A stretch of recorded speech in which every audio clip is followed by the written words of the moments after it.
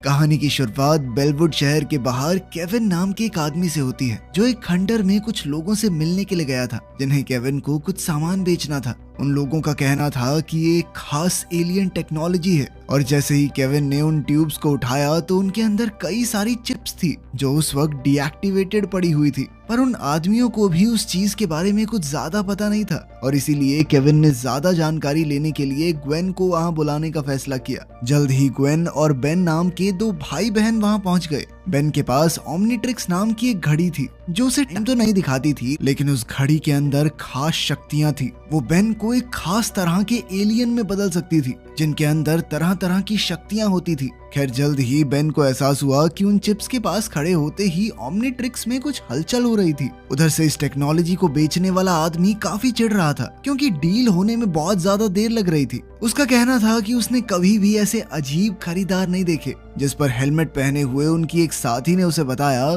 कि असल में ये लोग प्लम्बर्स का हिस्सा हैं, जिन लोगों का काम इस धरती को एलियंस से बचाना था। लेकिन उसका ये जवाब सुनकर बेन काफी हैरान था, और वो जानना चाहता था कि आखिर ये सब उस लड़की को कैसे पता चला। जिस पर उस लड़की ने बताया कि असल में उसका नाम एलेना वैलिडस है, और वो भी एक समय पर प्लम्बर्स की सदस्य हुआ करती थी। लेकिन फिर उसके पिता विक्टर के साथ ही उसे भी निकाल दिया गया। लेकिन इस सब के दौरान उनमें से किसी को भी अंदाजा नहीं था कि एक अनजान आदमी उन पर नजर रखे हुए था। इधर बेन एलेना को वहां देखकर काफी हैरान था, क्योंकि उसके दादा मैक्स ने उसे बताया था कि एलेना और उस पिता ने प्लम्बर्स इसलिए छोड़ा था क्योंकि वो लोग कहीं दूर जाकर रहने वाले थे। लेकिन एलेना ने कहा कि ऐसा कुछ नहीं हुआ था। लेकिन बेन अभी भी ये समझने की कोशिश कर रहा था कि आखिर एलेना इन गैर कानूनी ठगों के साथ क्या कर रही है। जिस पर एलेना ने उसे बताया कि वो यहाँ पर सिर्फ उससे मिलने के लिए ही आई थी, क्योंकि उसके पिता विक्टर पिछले कई दिनों से गायब हैं, और लाख कोशिशों के बावजूद भी उनका कोई सुराग नहीं लग पाया था। पर तभी दूर खड़े उस आदमी ने चिप्स को कंट्रोल करना शुरू कर दिया,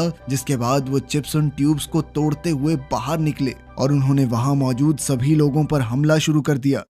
अपने साथियों को बचाने के लिए बेन ने ओमनीट्रिक्स का इस्तेमाल करने की कोशिश की, पर चिप्स की वजह से वो चल ही नहीं रही थी। जिसके बाद उन सभी चिप्स को खत्म करने की जिम्मेदारी केविन और ग्वेन की थी। उन चिप्स को बेचने वाले लोगों को कुछ भी समझ नहीं आ रहा था, इसीलिए वो तुरंत वहां से भागने लगे। लेकिन तब तक तो उन चिप्स ने पूरी बिल्डिंग को ही तोड़ना शुरू किया, जिसके चलते वो लोग बड़ी मुश्किल से वहां से निकल पाए। उधर जब बेन ने गौर से एक चिप को देखा तो वो समझ गया कि ये जरूर कोई रिमोट कंट्रोल्ड हथियार है, जो एक खतरनाक कीड़े की तरह हमला करते थे। और तभी बेन की नजर पास में खड़े उस आदमी पर पड़ी, और कहीं ना कहीं उसे यकीन था कि यही आदमी उन चिप्स को कंट्रोल कर रहा है। इसीलिए उसने इस आदमी को रोकने का फैसला किया। वो ओमनीट्रिक्स की मदद से स्पाइडर मंकी नाम के एक एलियन में बदलना चाहता था, लेकिन न जाने क्यों ओमनीट्रिक्स काम ही नहीं कर रही थी, और किसी गड़बड़ी की वजह से वो बिग चिल नाम के एक एलियन में बदल गया। लेकिन इस एलियन की ठंडी हवाओं की मदद से उसने सभी चिप्स को एक जगह पर जमा दिया, जो अगले ही सेकंड हजारों टुकड़ों में टूट गई। इसके बाद बेन ने उस आदमी की तरफ भागने का फैसला किया, पर जैसे ही उसने उस आदमी पर हमला किया तो उस आदमी ने किसी तरह से बचते हुए ग्वेन के ऊपर कई सारे कीड़े फेंक दिए, जिसके चलते बेन को उसे बचाने के लिए नीचे आना पड़ा। और इसी मौके का फायदा उठाकर वो आदमी वहां से निकल गया। लेकिन उस आदमी के साथ साथ एलेना भी वहां से गायब थी, और अब केविन और ग्वेन का मानना था कि ये सब कुछ एलेना का ही किया धरा है। लेकिन बेन को अभी भी लगता था कि वो इस सब में शामिल नहीं है, और अब उसने सोच लिया कि वो सच्चाई जानकर रहेगा कि आखिर एलेना और उसके पिता विक्टर को क्यों निकाला गया था प्लम्बर से। और इसके लिए वो सीधा अपने दादा मैक्स के पास गए। लेकिन उस वक्त मैक्स कम्युनिकेशन सेंटर में नहीं था, और इसीलिए उन तीनों ने मैक्स का इंतजार करते हुए कुछ चिप्स को टेस्ट करने का फैसला किया, जिसमें उन्हें पता चला कि ये चिप्स पूरी तरह से टेक्नोलॉजिकल नहीं थी। उनके अंदर मशीन के साथ साथ एक जिंदा कीड़ा भी था। इस बारे में और ज्यादा जानने के लिए ग्वेन ने अपनी शक्तियों का इस्तेमाल करने का फैसला किया, लेकिन उसकी जादुई शक्तियां उस पर काम नहीं कर रही थी।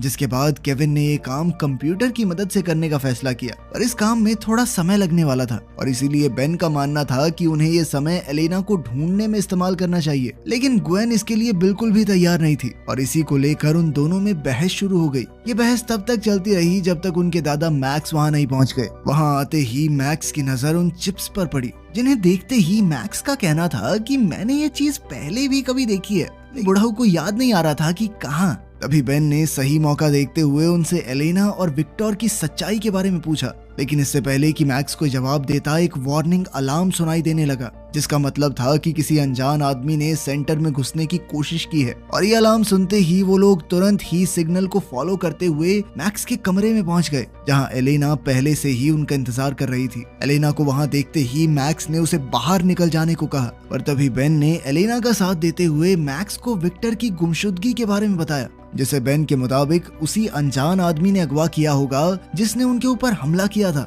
लेकिन अभी भी बाकी सब लोग एलेना के खिलाफ ही थे और इसीलिए केविन उसे कमरे से बाहर ले गया ताकि मैक्स अकेले में बेन और ग्वेन से बात कर सके। जिसके बाद मैक्स ने उन्हें कंप्यूटर में विक्टर की फाइल दिखाते हुए बताया कि असल में विक्टर को प्लम्बर्स से इसलिए निकाला गया था क्योंकि वो एलियन चिप्स को चुराते हुए रंगे हाथों पकड़ा गया था। पर यह फाइल देखने के बावजूद भी बेन के मुताबिक एलेना का इस सब से कोई लेना देना नहीं है और वो उस आदमी तक पहुंचने का इकलौता रास्ता थी। पर मैक्स को एलेना की बातों पर 1% भी भरोसा नहीं था और इसीलिए बेन ने अपने हिसाब से आगे बढ़ने का फैसला किया। जिसके बाद वो मैक्स की बाइक लेकर एलेना के साथ खुद ही उस आदमी को ढूंढने के लिए निकल गया और अब वो लोग तेजी से उस जगह की तरफ बढ़ रहे थे जहां एलेना को वो चिप्स मिली थी। उधर विक्टर रात के समय एक सुनसान सड़क पर अकेला चल रहा था कि तभी दो आदमियों ने उसे रास्ते में ही रोक लिया और उनके मुताबिक उसे रात में ऐसे अकेले नहीं घूमना चाहिए। पर विक्टर का कहना था कि वो बिल्कुल भी अकेला नहीं है और ये कहते ही उसने अपने कोट के नीचे से कई सारे कीड़ों को उन आदमियों के ऊपर छोड़ दिया। इधर बेन और एलेना तेजी से आगे बढ़ रहे थे पर वो इस बात से अनजान थे कि विक्टर पहले से उनका इंतजार कर रहा था और जैसे ही वो दोनों एलेना की बताई हुई जगह पर पहुंचे तो उन्होंने चारों तरफ छानबीन करना शुरू कर दिया। वहीं विक्टर उस बिल्डिंग के बाहर शिपिट नाम की एक कंपनी के ट्रक में हजारों चिप्स लोड करवा रहा था और इस हलचल के बावजूद भी उन दोनों को कुछ भी पता नहीं लगा और वो विक्टर की लैब में छानबीन करने में लगे हुए थे, जहां उन्हें कई सारे डॉक्यूमेंट्स मिले जिनमें शिपिट का डिलीवरी फॉर्म भी शामिल था। इससे पहले कि वो लोग कुछ समझ पाते तभी उनका सामना कुछ अनजान लोगों से हुआ जो उनकी मदद करना चाहते थे। पर तभी बेन की नजर उनकी आंखों पर पड़ी जो काफी अजीब सी थी। जिसके बाद एलेना ने उसे बताया कि उन लोगों के अंदर चिप्स घूम रही थी और न जाने कैसे वो उनके काबू में है। तभी उनमें से एक आदमी ने कहा कि वो उन्हें अपनी रानी से मिलवाना चाहता है। जिसके बाद वो लोग धीरे धीरे आगे बढ़ने लगे। बेन तुरंत ही ओमनीट्रिक्स का इस्तेमाल करना चाहता था लेकिन चिप्स के पास होने की वजह से वो दोबारा से नहीं चल रही थी, जिसके चलते उन्हें मजबूरन वहां से भागना पड़ा। पर फायर एग्जिट से बाहर निकलते हुए उन्हें एहसास हुआ कि वो लोग चारों तरफ से घिर चुके थे और इसीलिए बेन ने अपनी ओमनीट्रिक्स को ओवर पावर करके उन लोगों पर एक हमला किया जिसने उन सभी को पीछे धकेल दिया और इस मौके का फायदा उठाकर वो लोग अपनी बाइकों पर बैठकर भाग निकले। लेकिन वहां से निकलते ही एलेना की बाइक फिसल गई, जिसके बाद बेन को उसे अपनी बाइक बैठाने के लिए वापस आना पड़ा। वहां से निकलते ही बेन ने एलेना को बताया कि अब उन्हें जल्द से जल्द शिपिट के ऑफिस जाना पड़ेगा क्योंकि इस पहेली का अगला सुराग वहीं से मिल सकता है। उधर सेंटर पर केविन और ग्वेन ने आखिरकार चिप्स के एनर्जी सिग्नेचर का पता लगा लिया था। उन्होंने हिसाब लगाया कि इस तरह की एनर्जी सबसे ज्यादा शिपिट के डिस्ट्रीब्यूशन सेंटर में मौजूद थी। उन्होंने तुरंत ही वहां जाने का फैसला किया पर वहां पहुंचने पर उन्हें पता चला कि सेंटर तो पूरी तरह से खाली हो चुका था। उन्होंने फिर भी छानबीन जारी रखते हुए कोई सुराग ढूंढना शुरू कर दिया और अपनी तहकीकात में उन्हें दुनिया भर में भेजे गए सामान की पर्चियां मिली। पर तभी वहां काम करने वाले एक आदमी ने उन्हें देख लिया और उसने उन्हें तुरंत वहां से चले जाने को कहा। लेकिन उन्हें ये समझ नहीं आ रहा था कि आखिर इतनी रात कोई आदमी यहाँ कर क्या रहा है और सवाल करने पर उसने जवाब दिया कि मेरा काम अपनी रानी की सेवा करना है और उसके लिए समय मायने नहीं रखता, फिर चाहे टाइम जो मर्जी हो फर्क नहीं पड़ता। उस आदमी का जवाब सुनते ही वो दोनों समझ गए कि वो भी उन चिप्स के वश में था। इसीलिए केविन ने अपने हाथ को एक लकड़ी के हथौड़े में बदल दिया और उस आदमी को एक ही मुक्के में खिड़की से बाहर फेंक दिया। जिसके बाद वो दोनों उन सारी पर्चियों को लेकर वापस अपनी गाड़ी में बैठ गए। पर तभी उन दोनों की नजर दोबारा उस कर्मचारी पर पड़ी जो अपने हाथों से कुछ अजीब कर रहा था और जैसे ही उन्होंने अपने आसपास देखा तो वो तुरंत ही समझ गए कि वो आदमी उन पर हमला करने के लिए चिप्स को तैयार कर रहा था। अगले ही सेकंड उन सभी चिप्स ने उन दोनों पर हमला करना शुरू कर दिया। केविन ने वहां से दूर जाने की कोशिश की पर उन चिप्स ने 3 बहुत बड़ी बॉल्स का रूप लेकर तेजी से उनकी गाड़ी का पीछा करना शुरू कर दिया। उनसे बचने के लिए केविन ने अपनी गाड़ी को तेजी से घुमाकर एक बॉल की टक्कर कराकर उसे तबाह कर दिया। लेकिन अगले ही सेकंड वो बॉल दोबारा से जुड़ गई और अब केविन के पास अपनी रफ्तार से उन्हें पीछे छोड़ने के अलावा कोई दूसरा चारा नहीं था और इसीलिए उसने अपनी गाड़ी का टर्बो मोड चालू कर दिया। लेकिन इससे भी कोई फायदा नहीं हुआ और वो बॉल्स अभी भी उनका पीछा ही कर रही थी। इसीलिए केविन उन्हें खाली मैदान में ले गया जहां उसने उन बॉल्स को अपनी गाड़ी से कुचलने की कोशिश भी की। लेकिन इस कोशिश में उसकी गाड़ी ही पलट गई। जब वो लोग अपनी गाड़ी से बाहर निकले तो वो चिप्स अभी भी उनके ऊपर थी और अब उन्होंने साथ जुड़कर एक बहुत बड़ी बॉल का रूप ले लिया। अब केविन ने उनका सामना करने के लिए खुद को लोहे का बना लिया, पर तभी अचानक से बेन वहां ह्यूमंगासौर नाम के एक एलियन का रूप लेकर पहुंच गया, जिसके बाद बेन ने उस बॉल को एक ही मुक्के में तबाह कर दिया। पर तभी उन चिप्स ने अपना रूप बदल बदल कर उस पर लेजर से हमला करना शुरू कर दिया, लेकिन ह्यूमंगासौर की मोटी चमड़ी की वजह से बेन को कुछ खास फर्क नहीं पड़ रहा था। पर बेन के बार बार हमला करने के बावजूद भी वो चिप्स बार बार अलग रूप बनाकर लड़ने आ जाती थी, और इसीलिए बेन ने मौका देखकर उन पर केविन की कार से हमला किया, जिसने उन सभी चिप्स को एक ही बारी में तबाह कर दिया। इस मुसीबत को खत्म करने के बाद बेन अपने नॉर्मल रूप में आ गया, जिसके बाद उन सभी ने लैब में एक नए सैंपल की जांच करने का फैसला किया। जिसके बाद वो लोग एलेना को लेकर सीधा अपने दादा मैक्स के पास पहुंचे, जो उस वक्त दुनिया भर में फैले उन हाईटेक कीड़ों की खबर देख रहा था। उन सब की पूरी बात सुनने के बाद मैक्स ने उन नए सैंपल्स की जांच की, जहां उसे पता चला कि ये चिप्स असल में स्पेस से आए हैं।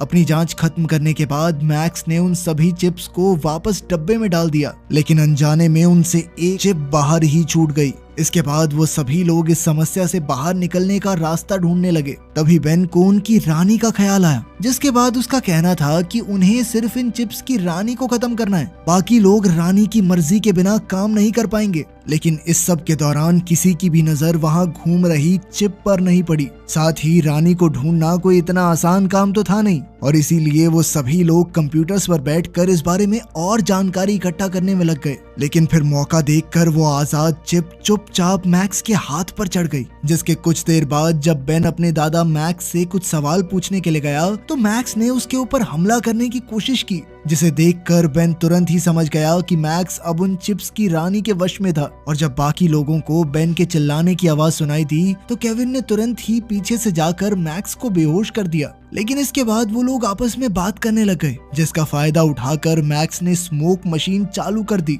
जिसके धुएं से वहां ऐसा माहौल हो गया कि कुछ भी देख पाना बहुत मुश्किल था। और ऐसे हालातों में मैक्स वहां से निकलने में कामयाब हो गया। अब मैक्स के जाने के बाद उनमें से किसी को भी समझ नहीं आ रहा था कि आखिर वो आगे कैसे बढ़ सकते हैं, लेकिन बेन ने खुद को शांत रखते हुए उन सभी को मिशन पर ध्यान देने को कहा। जिसके बाद वो सभी लोग कंप्यूटर की मदद से रानी का पता ढूंढने में लग गए, और उन चिप्स से निकलने वाली एनर्जी की जांच करते हुए उन्हें पता चला कि बहुत सारे चिप्स एक जगह पर मौजूद थे, और उन सब ने हिसाब लगाया कि शायद यहीं पर रानी मिलेगी। ग्वेन ने उन सबको बताया कि उसी जगह पर शिपिट कंपनी का डिस्ट्रीब्यूशन सेंटर भी है, और ये बात सुनते ही अब बेन को यकीन हो गया था कि रानी वहीं पर छुप कर बैठी है। लेकिन उस जगह तक पहुंचने के लिए उन्हें गाड़ी की जरूरत थी, और केविन की गाड़ी तो पहले ही तबाह हो चुकी थी। इसीलिए केविन ने बेन का बर्थडे गिफ्ट उसे कुछ दिन पहले ही देने का फैसला किया, जिसके बाद उसने बेन को एक खास गाड़ी तोहफे में दी, जिसे वो पिछले कई महीनों से बना रहा था। वो सभी लोग उस गाड़ी में बैठकर सीधा अपनी मंजिल के लिए निकल गए, और शिपिट के सेंटर पर पहुंचने के बाद उनकी नजर वहां काम कर रहे सैकड़ों आदमियों पर पड़ी, जो सभी उस वक्त रानी के वश में थे। अपने शक को यकीन में बदलने के बाद जब वो लोग आगे बढ़े तो उनकी नजर मैक्स पर पड़ी, जो बाकी लोगों के साथ मिलकर काम कर रहा था। लेकिन वो लोग चाहकर भी उस वक्त अपने दादा को बचा नहीं सकते थे, और इसीलिए उन्होंने आगे बढ़ने का फैसला किया। कुछ देर तक आगे बढ़ने के बाद वो लोग एक बहुत बड़े कमरे में पहुंच गए, जो काफी सारे लोगों से भरा हुआ था, और उन्हीं सब लोगों के बीच विक्टर भी मौजूद था। उसे देखते ही केविन समझ गया कि उस दिन खंडर में विक्टर ने ही उनके ऊपर हमला किया था, और अब उन सभी को एलेना के ऊपर भी शक होने लगा था कि कहीं वो अपने पिता से तो नहीं मिली हुई थी। लेकिन एलेना ने कहा कि मुझे इस बारे में कुछ नहीं पता, और तुम्हारे दादा भी तो रानी के लिए काम कर रहे हैं, क्या वो भी मेरे बाप के साथ ही मिला हुआ है? और उसकी इस बात में कहीं ना कहीं सच्चाई भी थी, क्योंकि विक्टर बिल्कुल मैक्स की तरह ही बर्ताव कर रहा था। लेकिन केविन को अभी भी एलेना पर पूरा विश्वास नहीं था।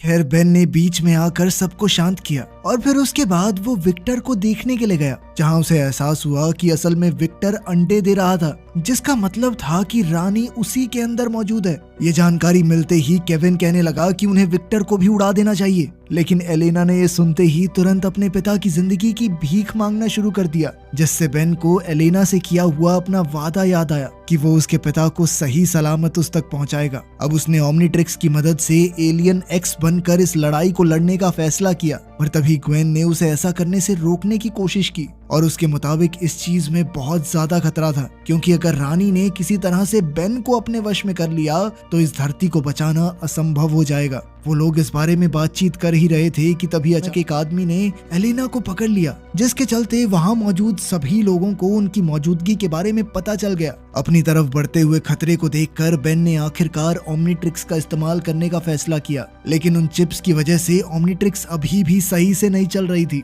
और वो बहुत बड़े एलियन एक्स की जगह नैनोमैक नाम के एक दूसरे एलियन में बदल गया, जो असल में इंसान और नैनो चिप का फ्यूजन था। इसके बाद बेन खुद को और छोटा करते हुए सीधा विक्टर की तरफ बढ़ा और वो चुपचाप विक्टर की नाक के जरिए उसके शरीर के अंदर घुस गया, जहां पहुंचते ही उसे रानी की आवाज सुनाई देने लगी। वहीं बाहर उसके साथ ही बाकी आदमियों से लड़ने में लगे हुए थे और बेन अकेला विक्टर के शरीर के अंदर उस रानी से लड़ रहा था। रानी उसे अपने वश में करने के लिए हर एक मुमकिन कोशिश कर रही थी। दरअसल रानी का प्लान था कि वो पूरी दुनिया के इंसानों को एक ही बारी में खत्म करेगी और इसके लिए उसने अपने सभी चिप्स को एक्टिवेट कर दिया, लेकिन तभी ने पूरी ताकत के साथ उसके ऊपर एक आखिरी हमला कर दिया, जिससे रानी का शरीर पूरी तरह खत्म हो गया। जल्द ही वहां मौजूद सभी लोग वापस अपने होश में आने लगे और बाकी सारी चिप्स भी अपने आप ही तबाह हो गई। बेन भी विक्टर के शरीर से बाहर निकल गया, जिसके बाद उसके दादा मैक्स ने उसे शाबाशी देते हुए अपने पुराने दोस्त विक्टर से भी माफी मांगी,